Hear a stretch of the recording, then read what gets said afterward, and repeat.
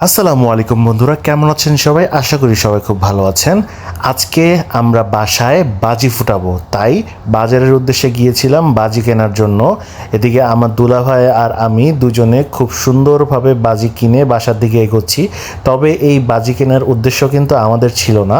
উদ্দেশ্যটা হচ্ছে আমার ভাগিনা আশেপাশের অনেক ছেলেপেলেদের দেখেছে বাজি ফুটাতে, তাই সে বায়না ধরেছে বাজি ফুটাবে। সন্ধ্যা হয়ে গিয়েছে, আমার ভাগিনা এদিকে মোবাইলে গেম খেলছিল। হঠাৎ করে আমি বললাম চলো এখন আমরা ছাদে গিয়ে বাজি ফুটাবো। ও এক ঝাটকা দিয়ে মোবাইলটা রেখেই দৌড় দেয়। যেহেতু আমাদের বাজিগুলো আনতে আনতে প্রায় সন্ধ্যা হয়ে যায়, সো আমরা ভাবলাম যে সন্ধ্যার দিকে না ফুটিয়ে একটু রাত হলে এই জিনিসগুলো ফুটালে অনেক সুন্দর এবং অনেক লুক্রেটিভ লাগবে। তাই আমরা সন্ধ্যা থেকে রাত পর্যন্ত ওয়েট করি কখন আমাদের রাত হবে আর কখন আমরা আমাদের বাজিগুলো ফুটাবো। আমি বাজি নিয়ে আসার সাথে সাথে বাচ্চারা তো সেই খুশি, এক একজন তো পুরো আনন্দে আটখানা হয়ে আছে। তারা অবশ্য নিজের হাতে কখনো বাজি ফুটায় নাই, এবারই প্রথম সে সামনাসামনি কোনো বোম বা বাজি যেটাই বলি সেটা দেখাচ্ছে। সে সামনাসামনি এগুলো কখনো দেখেনি, তো তাই সে এক্সাইটেড একটু বেশিই ছিল। এদিকে আতশবাজির সাথে আমরা স্কাই শট, যেটাকে আমরা বলি আতশবাজি, সে আতশবাজিও ক্রয় করে নিয়ে আসছিলাম পুরো এক বক্স। এই এক বক্সে পুরো 5 পিস স্কাই শট থাকে। এগুলো এক একটা অনেক এক্সপেন্সিভ। এখন প্রিপারেশন নেওয়া হচ্ছে প্রথম যেই বোমটা এটা ফাটানোর জন্য। আমাদের কাছে ম্যাসের কাঠি না থাকায় লাইটার কিনে নিয়ে আসছি। লাইটার দিয়ে আমরা এখন আমাদের প্রথম বোমটা ফোটানোর চেষ্টা করব। আমার ভাগিনা যেহেতু অনেক এক্সাইটেড ছিল বোম ফুটানোর জন্য, তাই প্রথম বোমটা সে ফুটানোর জন্য খুবই চেষ্টা করছিল, কিন্তু এর আগে সে লাইটার কখনোই চালায়নি, যার কারণে সে লাইটার ঠিকমতো জ্বালাতেই পারছিল না। তার বাবা দেখিয়ে দিচ্ছিল কিভাবে লাইটারটা ধরে রাখতে হয়।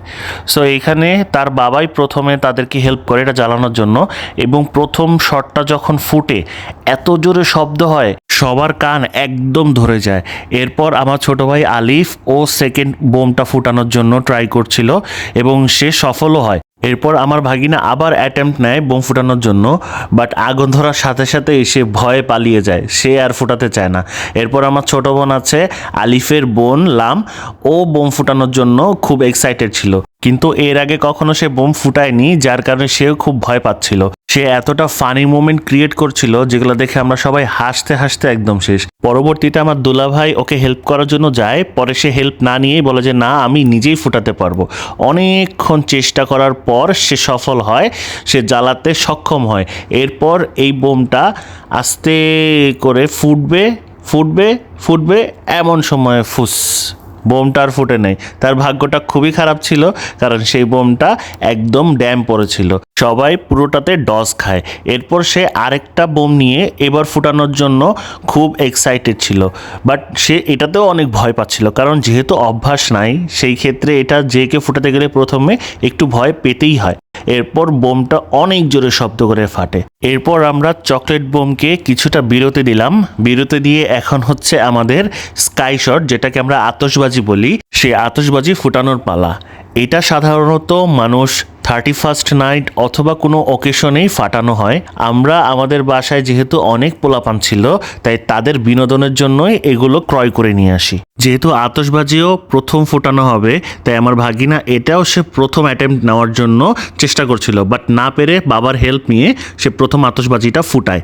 কিন্তু দুঃখের বিষয় হচ্ছে আমি ক্যামেরা ঘুরাতে ঘুরাতেই প্রথম আতশবাজিটা ফুটে একদম শেষ হয়ে যায়। পরবর্তীতে সেকেন্ড অ্যাটেম্প্ট নেওয়া হয়। সেকেন্ড অ্যাটেম্প্টে আমি মোটামুটিভাবে এটার ভিডিওটা নিতে পারি। এরপর আমি ভাবলাম যে যাক, সবাই যেহেতু ফুটিয়েছে এবার আমিও একটু ট্রাই করে দেখি। যেহেতু আমি চকলেট বোম ফুটাইনি, কারণ চকলেট বোম আমার পছন্দ না, আমার এই জিনিসটা খুবই ভালো লাগে, তাই আমি ফুটানোর জন্য আতশবাজিটাকেই বেছে নিলাম। এই আতশবাজিগুলো কিনতে গিয়েও একটা মজার ঘটনা ঘটে।